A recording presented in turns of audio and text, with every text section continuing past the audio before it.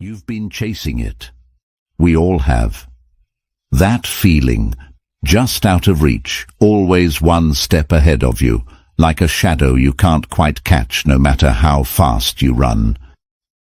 Happiness, the real kind, not the kind you get from a new phone or a pay raise that feels incredible for exactly 3 days before fading into background noise. The real kind, the kind that stays. Here's what no one tells you. Happiness isn't a destination. It's not waiting for you at the end of a promotion, a relationship, or a number on a scale. The Stoics knew this thousands of years ago, and it's more relevant now than it has ever been. Marcus Aurelius ran an empire and still wrestled with this question. Epictetus was born into slavery and still found a way to live with profound peace. They weren't lucky. They weren't special. They were intentional. That's the word, intentional.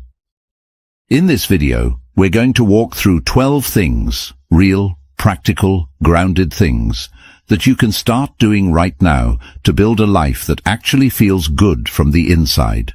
Not performed happiness, not curated happiness. The quiet, steady, unshakable kind that doesn't depend on everything going your way. And if that's the kind of happiness you're here for, the real, lasting, inside-out kind, go ahead and drop "I choose happy" in the comments right now. It's a small act, but intention always starts somewhere. 13 lessons, 1 life. Let's get into it. Laugh like you mean it. Let's start somewhere unexpected. Let's start with laughter.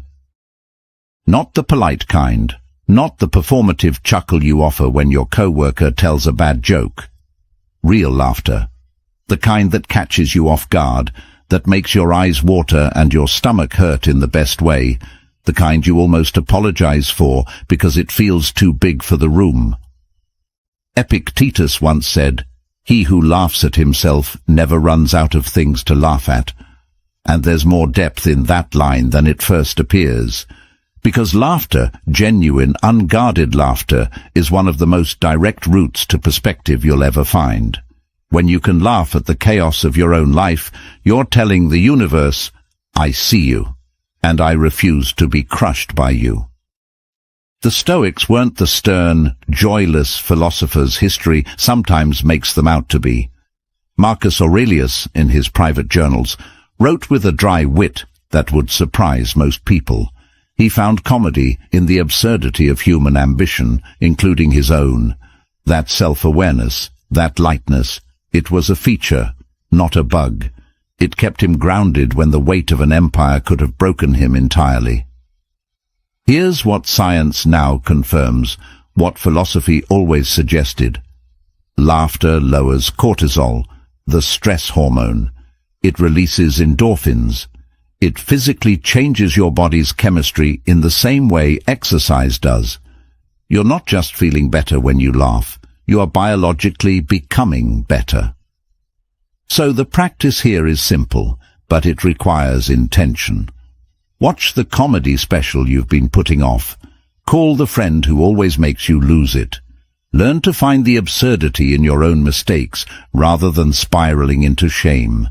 Stop taking every moment so seriously that you forget to enjoy it. Life is genuinely funny sometimes.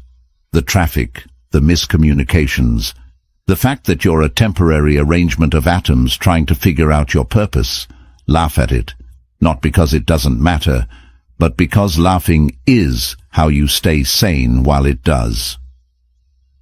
Go outside. Change everything. There's a reason you feel something shift when you step outside. Something settles. The noise in your head gets quieter. It's not imagination. It's not sentimentality. It's biology meeting philosophy in one of the most elegant ways possible.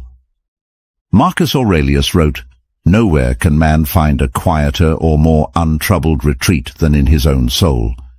But he also spent enormous time in the field, outdoors, moving through the natural world.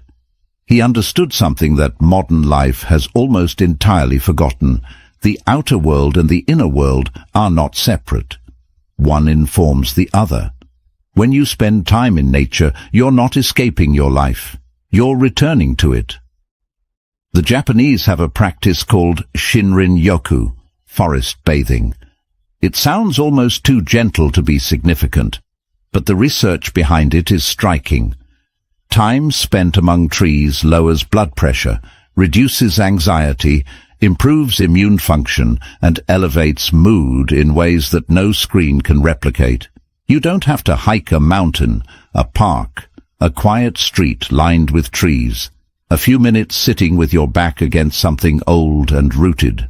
That's enough to begin.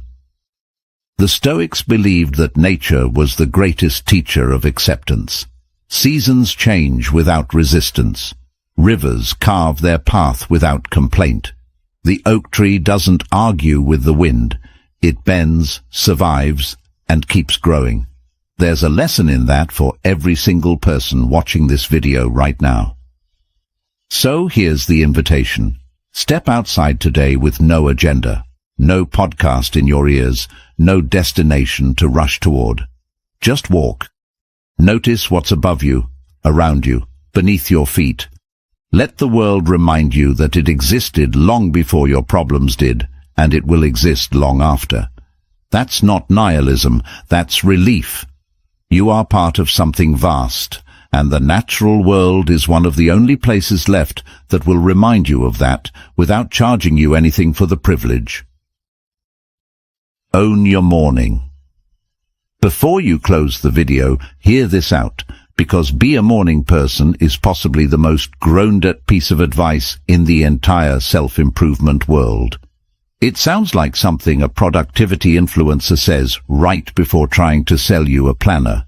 But strip away the aesthetic and the 5 a.m. club mythology, and what remains is something the Stoics practiced with deep sincerity. Marcus Aurelius began each morning with a ritual of reflection. Before he was an emperor, before he handled decisions that affected millions of lives, he sat with his thoughts. He wrote, he prepared. He asked himself what kind of man he intended to be that day, not what he needed to accomplish, who he needed to be. That distinction matters more than most people realize. When you arise in the morning, he wrote, think of what a precious privilege it is to be alive, to breathe, to think, to enjoy, to love. That's not motivation poster language. That's a man who understood that mornings are the only moment of the day that genuinely belong to you before the world makes its demands. The science supports it too. Your prefrontal cortex, the part of your brain responsible for decision-making, self-control and clarity, is freshest in the morning. The choices you make before the noise begins are cleaner, calmer, more aligned with who you actually want to be. When you sleep through that window, you hand the first chapter of your day to everyone else. You don't need to wake at 4 in the morning. You don't need a cold plunge and a green smoothie. What you need is 10 minutes that are yours. Sit quietly. Write one thought. Watch the light change. Set a single intention for the day ahead. Give yourself the gift of beginning on purpose rather than in reaction. The morning is not just the start of your day. In Stoic terms, it's the start of a life. Treat it accordingly. Plan it or lose it. Seneca said something that should probably be tattooed on the inside of every procrastinator's wrist. Begin at once to live, and count each separate day as a separate life. It's one of those lines that sounds beautiful until you sit with it long enough to feel the urgency underneath. Each day is a life. That means each morning you wake up, you have been handed a complete, finite story arc, a beginning, a middle, and an end. What you do with the middle is entirely up to you. Here's the thing about an unplanned day. It doesn't give you freedom. It gives you drift. You end up reactive, pulled from one distraction to the next. and by the time evening arrives, you have that hollow, unsettled feeling of someone who moved through hours without really living them.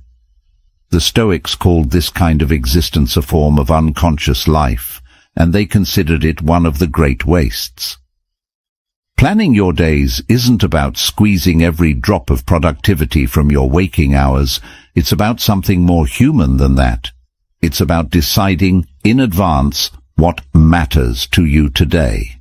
A conversation you want to have, a project you want to move forward, a walk you want to take, a book you want to open.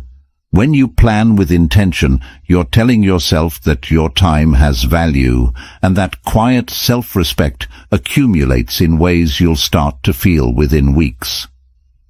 The Stoic practice of memento mori, remembering that you will die, wasn't meant to be morbid, it was meant to be clarifying. When you remember that the number of days you have is not infinite, suddenly each one feels worth designing. So tonight, before you sleep, take 5 minutes. Write down 3 things you intend to do tomorrow, not a crushing list, just 3 things that matter. Then wake up tomorrow and live like you meant it. Never stop loving this. At some point in your life, something lit you up. Maybe it was music, writing, running, painting, building things with your hands, cooking meals that took all afternoon, something that made time disappear and left you feeling more like yourself than almost anything else. And then, somewhere along the way, you stopped. Life got busier. It started to feel indulgent. Someone made an offhand comment, or you compared your work to someone else's and decided you weren't good enough to justify the hours, so you quietly set it down and kept walking. The Stoics would call this a small but serious betrayal, not of your talent, but of your character, because the things we love doing are rarely accidental.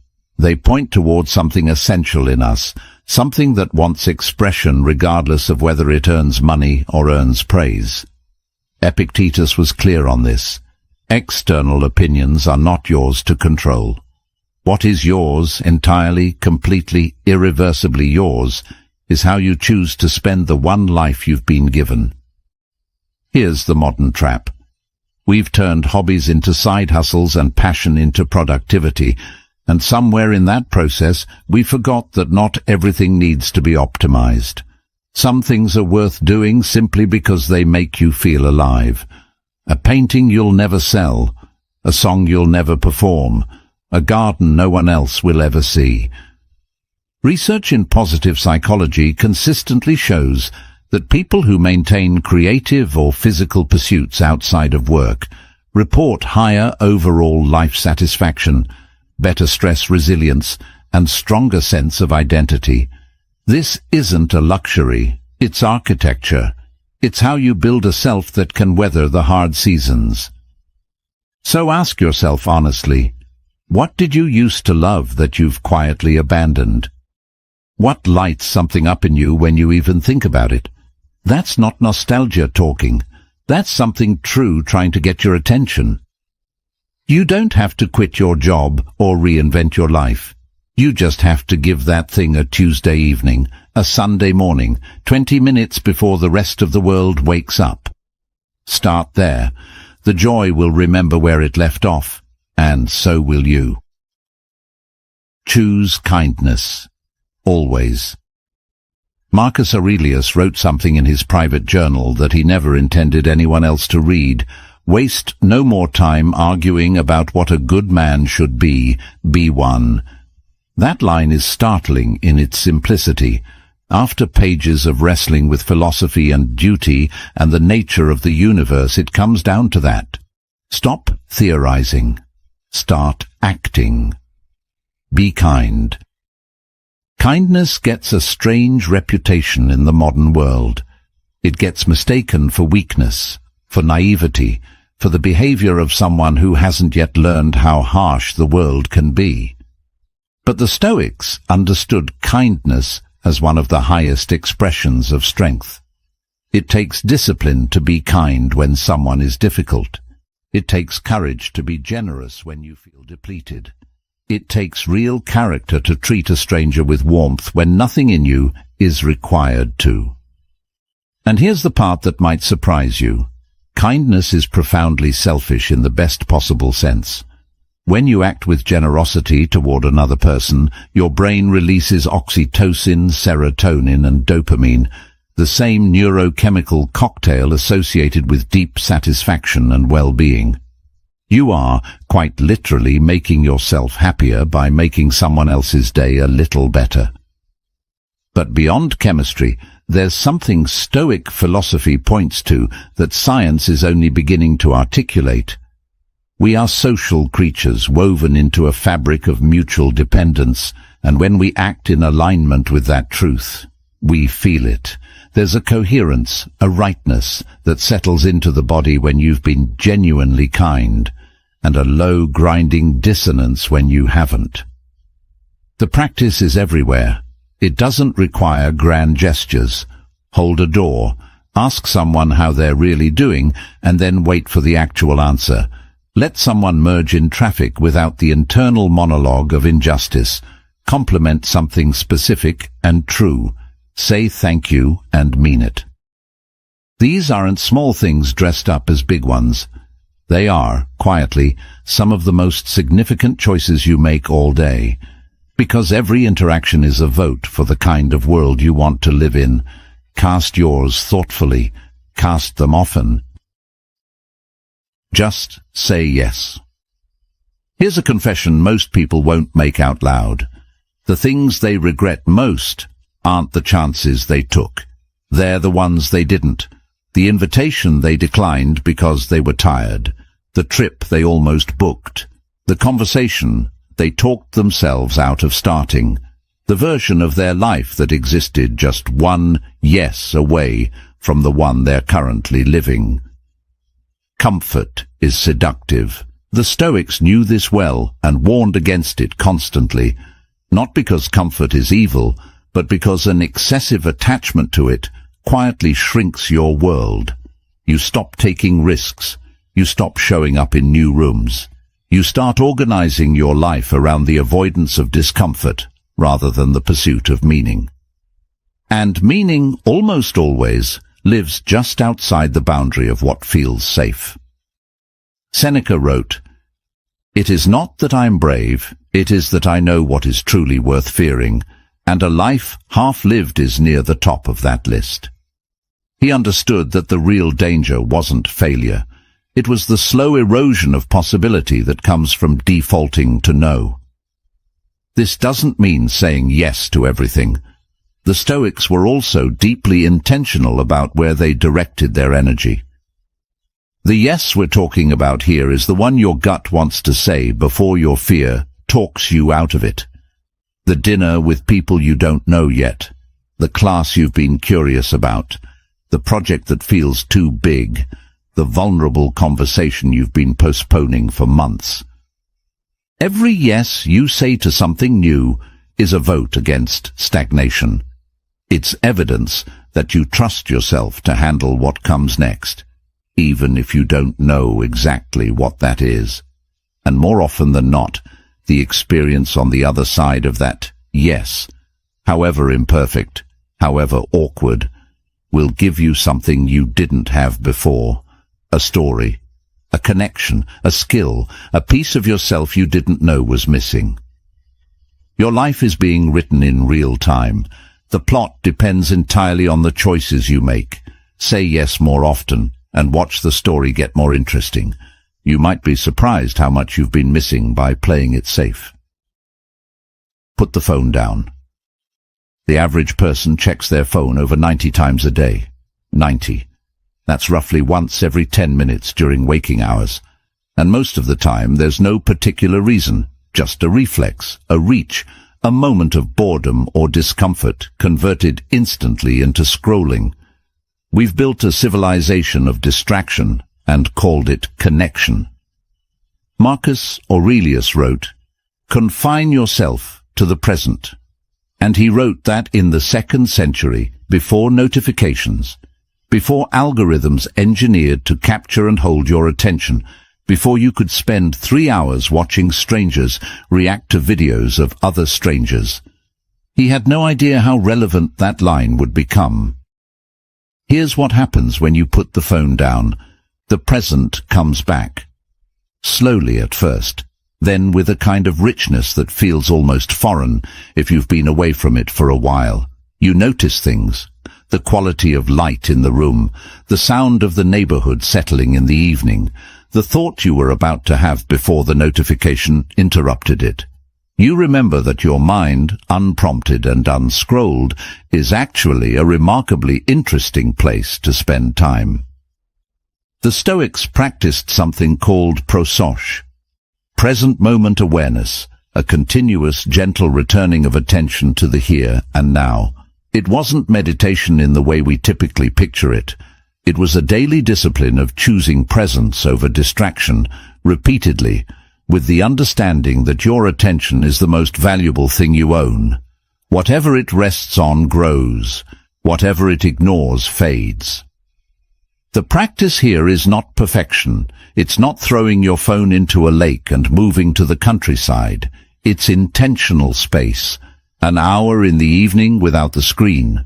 A meal where the phone stays in another room. A walk where you let your thoughts wander without a podcast to fill the silence. The silence is not empty.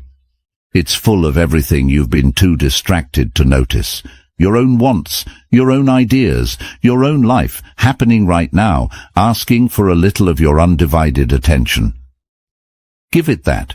Even once a day, it will change more than you expect. You need a break. There's a particular kind of tired that sleep doesn't fix. You know the one. You wake up after 8 hours and still feel like you've been carrying something heavy for too long. It's not physical exhaustion. It's the accumulated weight of routine, of sameness, of days that blur into each other without any horizon to walk toward. The Stoics weren't advocates for endless grinding. Seneca was explicit about this. Retire into yourself as much as possible. Rest wasn't weakness, it was wisdom. The mind that never rests eventually stops working well. Creativity dries up. Patience thins. The capacity for joy narrows to a point where even good things stop feeling good. Breaks restore something that productivity cannot manufacture. When you step away from your regular life, genuinely away, not just physically absent while mentally still at your desk, your brain enters a restorative mode that neuroscientists call the default mode network. This is where insight happens, where problems you've been forcing suddenly solve themselves, where your sense of who you are and what you actually want gets recalibrated. Travel, in particular, has a specific kind of power. It doesn't have to be expensive or exotic. A different town, a night somewhere you've never slept, a road taken without a destination fixed in advance. New environments force your brain off autopilot. You notice more, feel more, remember more. Time seems to expand. A week of travel feels longer and richer in memory than a month of identical routine. And here's the Stoic angle. The Stoics encouraged premeditatio, the deliberate contemplation of change and impermanence. Travel does this naturally. It reminds you that the world is larger than your usual orbit, that other people live differently, value differently, see differently, that your problems, while real, are not the center of the universe. So plan the trip, book the weekend, take the afternoon, not as an escape from your life, but as an investment in it. You'll come back to the same desk, the same room, the same responsibilities, but you'll come back as someone who's been reminded, however briefly, that life is larger than your current view of it. Go be with your people. The longest study on human happiness ever conducted, Harvard's nearly 90-year study of adult development, arrived at a conclusion so simple it almost sounds too obvious to be profound. The quality of your relationships is the single greatest predictor of how happy and healthy you will be across your entire life. Not wealth, not achievement, not status, relationships. Seneca knew this long before the data existed to prove it. Associate with those who will make a better man of you, he wrote. Welcome those whom you yourself can improve. For the Stoics, relationships weren't social obligations or background comforts. They were the actual material of a meaningful life. The people you choose to spend time with are, in a very real sense, choosing who you become.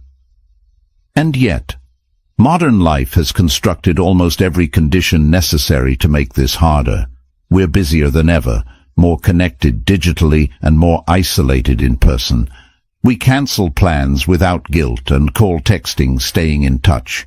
We drift from people we love not out of conflict, but out of simple inertia, the slow accumulation of unreturned calls and postponed dinners until the distance feels normal. The Stoics would call this a failure of intentionality. You don't drift toward virtue, they argued. You choose it. And you don't drift toward deep relationships either. You build them deliberately, repeatedly, by showing up even when you're tired, by making the call even when there's nothing specific to say, by choosing the kitchen table over the couch and the device. Research from social science consistently shows that people who maintain regular face-to-face contact with friends and family report lower rates of depression, faster recovery from illness, longer lives, and substantially higher daily mood. This isn't metaphor, it's physiology. We are wired for each other. So, think right now about someone you've been meaning to reach out to. Not tomorrow. Not when things settle down.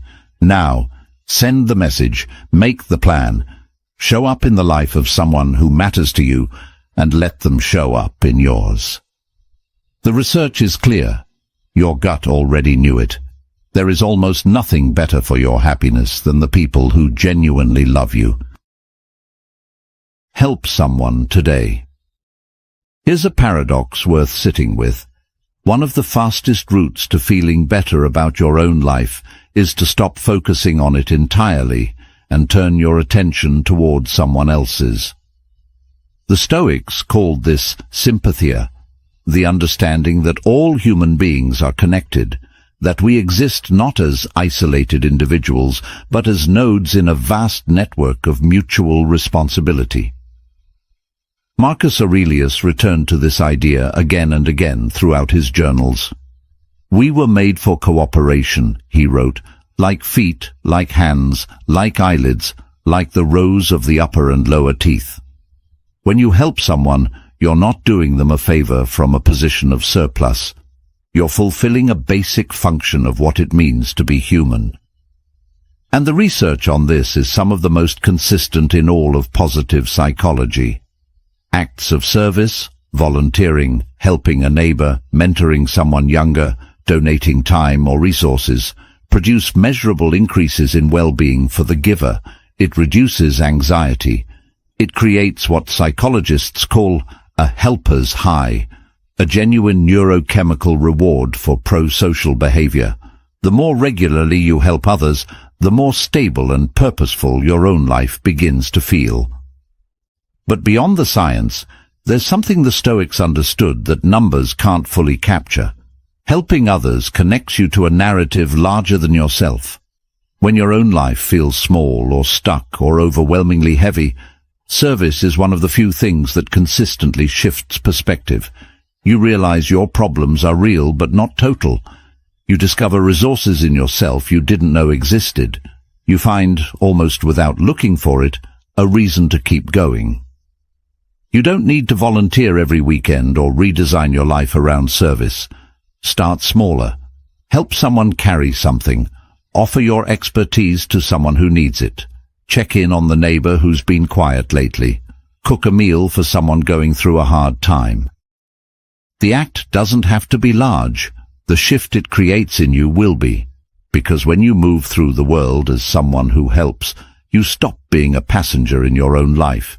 You become someone whose presence matters, and that feeling that you matter, that you contribute, is one of the deepest satisfactions a human being can experience. Count what you have. Epictetus said it plainly. He is a wise man who does not grieve for the things which he has not, but rejoices for those which he has. A line written 2,000 years ago that most people will spend their entire lives failing to actually practice. Because here's the honest truth about the human brain. It is not naturally wired for gratitude. It is wired for threat detection, for comparison, for noticing what's absent or wrong or insufficient. This kept our ancestors alive in environments where danger was constant. It is considerably less useful when you're lying awake at 2 a.m., mentally cataloguing everything your life is missing. Gratitude is not a feeling that arrives on its own. It's a practice, a discipline, a deliberate retraining of the lens through which you see your days. The Stoics practiced a version of it called negative visualization, not as a pessimistic exercise, but as a way to fully appreciate what they already had. They would imagine losing something they valued, a relationship, their health, their freedom, not to dwell in fear, but to feel viscerally the weight of what they already possessed before it was gone. Try it now. Think about something in your life you take completely for granted. Someone you love. The fact that your body is mostly working. A home that keeps you warm. A skill you've spent years developing without once stopping to appreciate. Now imagine it gone. Feel that for 10 seconds. That ache you just felt. That's the love you already have for something you stopped noticing. Research in positive psychology, particularly the work of Robert Emmons, one of the leading scientists in gratitude studies, shows that people who regularly practice gratitude report significantly higher well-being, stronger immune systems, better sleep, more compassion, and less envy. It is one of the most powerful psychological interventions ever studied, and it costs nothing but attention. So tonight, before you sleep, name 3 things you're genuinely grateful for. Not the same 3 you always name. Go specific. Go unusual. Find something new to see, because the life you're living right now, in this moment, is full of things worth rejoicing over. You just have to remember to look. Drop the grudge. Be free. And now, the hardest one. The one most people skip past because it asks the most of them. Let go of grudges. Marcus Aurelius wrote, "The best revenge is not to be like your enemy." He wrote this as a man who had genuine enemies, people who betrayed him, schemed against him, tried to undermine everything he built. He had every justification in the world to hold those grievances tight and call it justice. And he chose not to, not because the wrongs weren't real, but because he understood something profound. The grudge always hurts the person holding it more than the person it's aimed at. Think about someone you're still angry at, someone from years ago maybe. You can picture their face. You remember exactly what they said, exactly how it made you feel. And they, in all likelihood, have moved on. They're living their life, probably not thinking about you at all, while you're still carrying the weight of what they did in the architecture of your everyday emotions. The grudge hasn't imprisoned them. It's imprisoned you. This is not a call to pretend harm didn't happen. The Stoics were not naive. They believed strongly in justice, in naming wrongdoing clearly and without flinching. But they also believed in amor fati, the love of fate, the acceptance of what has already occurred as an immovable fact. You cannot change what happened. You can only choose what you do with the energy you've been spending on resentment. Forgiveness is not absolution. It's not telling someone that what they did was acceptable.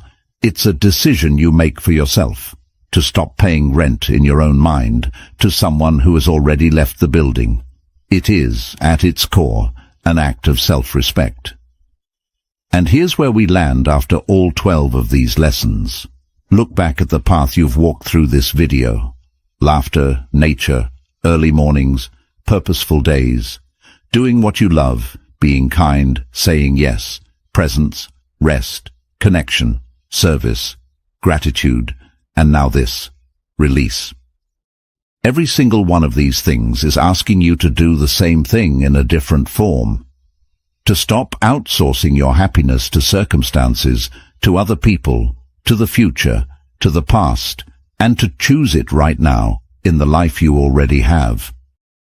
The Stoics didn't promise that this was easy. They promised it was possible, and they lived it. Through illness, through loss, through exile, through the collapse of everything they thought was permanent. They found happiness not because the world cooperated with them, but because they stopped waiting for it to. You don't need a perfect life to be happy. You need a practiced one. Start today. Start with one thing from this list, then another, then another. The life you want isn't waiting somewhere ahead of you. It's being built right now from the choices you're making today. If you're ready to stop waiting for happiness to find you and start building it from the inside out, say so.